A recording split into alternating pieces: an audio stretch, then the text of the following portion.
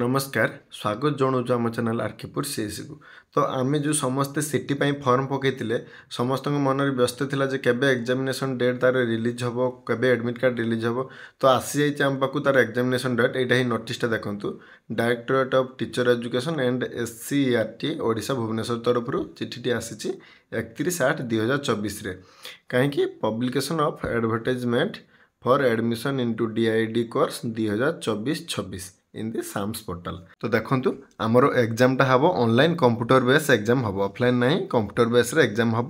Examination date रोची 12/9/2024 to 15/9/2024 4 दिन परीक्षा हम।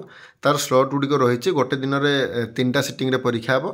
तो फास्ट सिटिंग अच्छी सकाल 9टा ରୁ 10:30, सेकेंड सिटिंग अच्छी 12:15 ରୁ 1:45, आमर थर्ड सिटिंग अच्छी 3:45 ରୁ 5:15।